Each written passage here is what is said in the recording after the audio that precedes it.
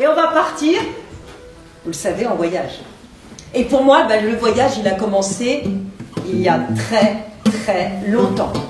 Il a commencé il y a 997 générations, 3 mois et 6 battements de cœur. Et en ce temps-là, j'étais déjà née. Mais j'étais toute petite et je têtais encore le sein de ma mère. Avec ma famille, on vivait dans une maison de pierre posée sur l'eau. Et un soir, c'était à midi, quelqu'un a frappé à la porte. On a regardé, c'était un vieillard de 2 ans. On lui a demandé ce qu'il voulait, nous raconter une histoire. Quand il a eu terminé, j'étais devenue aussi grande que ma mère. Et les histoires, ça fait grandir, hein. C'est pas bon, je vais le dire. Mais j'étais toujours plate comme une limande. Alors il s'est tourné vers moi, le conteur, et il m'a dit « Les voyages forment la jeunesse. » Alors je suis partie en voyage. J'ai attelé un papillon à mon vélo et on est parti. Alors j'avais envie d'aller vers le sud pour avoir chaud. Et seulement plus on avançait, plus il faisait froid. Oui, le papillon était complètement déboussolé, il avait perdu le sud. Et puis en plus ça montait. Ça montait, ça montait, ça montait, ça montait. C'est comme ça que j'ai commencé à prendre du mollet. Et le papillon, il se donnait du mal, il s'échinait, il se mettait en 4. À tel point que quand on est arrivé en haut de la montagne, il s'est déchiré en 2. Heureusement, en haut de la montagne, il y avait une femme qui était allongée dans une baignoire vide. Elle prenait un bain de soleil. Elle a pris un rayon de soleil, elle a recousu le papillon, et il s'est envolé tout ragaillardi. Et puis elle m'a invité à partager son bain de soleil. Oh, ça c'était bien. Ça m'a fait beaucoup de bien. Puis toutes les deux, on a discuté dans des langues que je connaissais pas pendant des heures. Et mes hanches se sont élargies, comme la largeur de la baignoire. Il est resté un bon moment comme ça. Et puis quand même, je suis ressortie. Et je suis remontée sur mon vélo. Et là, ça allait tout seul, hein, ça descendait. Ça descendait, ça descendait. Et ça m'a entraîné à toute vitesse, à toute vitesse, à toute vitesse. Ça m'a entraîné dans un endroit où c'était tout blanc. Juste quelques triangles, quelques cubes, puis un mur. Et là, je me suis aperçue que j'étais fatiguée. Que j'avais envie de dormir. Ah oui, c'était bien, là, le long du mur. La seule chose, c'est que je voulais pas qu'on me pique mon vélo. Et il y avait un crochet qui dépassait du mur. J'ai accroché mon vélo, puis je me suis allongée par terre et endormie.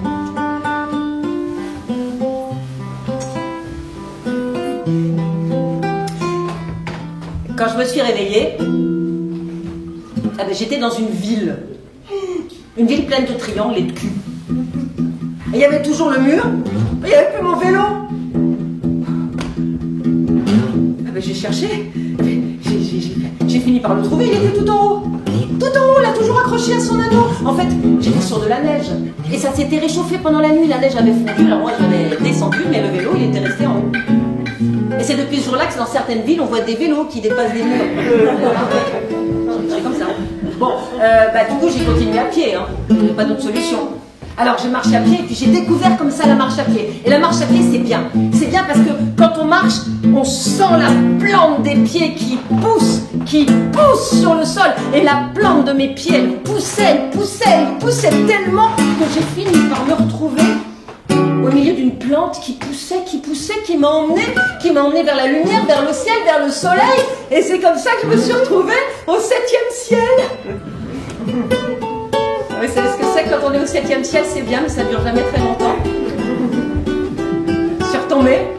Et je suis retombée à toute vitesse, je suis retombée, ouf, dans la mer. Ça a amorti le choc. Bon, j'ai bu la tasse.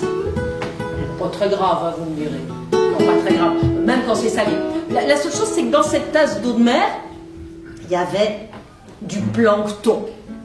Normal dans la mer, hein, du plancton bien planqué. Je l'ai avalé. Bon, c'est pas très grave, hein, vous me direz.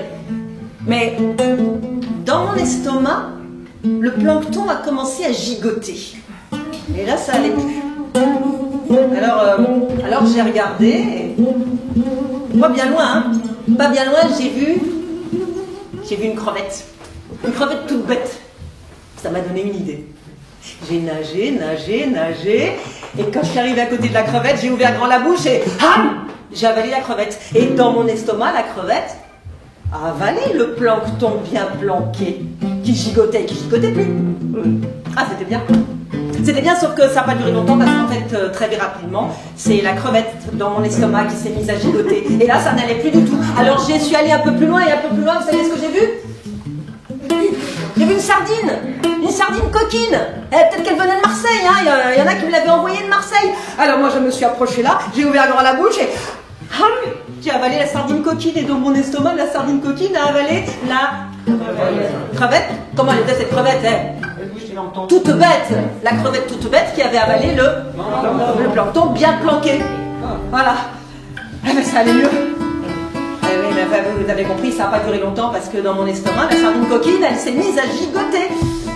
Oui, mais dans la mer, il y a encore d'autres choses. Et je l'ai vu un peu plus loin. Un thon, tontaine et tonton. Là, je me suis approchée, j'ai ouvert grand la bouche. Et j'ai avalé le thon, tontaine et tonton qui, dans mon estomac, a avalé la sardine coquine qui avait avalé la crevette toute bête qui avait avalé. Vous suivez bien, on voit que c'est le début de la soirée, vous êtes encore prêts. Bon, et oui, mais le thon dans mon estomac, il s'est mis à gigoter. Alors ça n'allait plus du tout. Alors je suis allée un peu plus loin et là j'ai vu une baleine. Alors j'ai ouvert grand la bouche et ben c'est la baleine qui m'a avalé. Et c'est comme ça que je me suis retrouvée dans le ventre de la baleine. Elle m'a raconté des histoires. 3 jours et 3 nuits. Super. Et puis elle en a eu marre et elle m'a éternué. Et elle m'a éternué tellement fort que je me suis retrouvée dans un endroit où il y avait plein de gens. Et puis il y avait Pilou. Salut Pilou. Ça va? Ouais, ça va. Je suis contente de te voir. En fait, on a un rendez-vous là. Oui. Et oui, on a rendez-vous avec eux. Et tu sais pas ce qu'ils sont en train de dire là? Ouvre la fenêtre que tes mensonges s'envolent. Mes mensonges. Et moi je leur réponds, eh ben venez avec nous, on va faire le tour du monde. Et on va peut-être acquérir un peu de sagesse.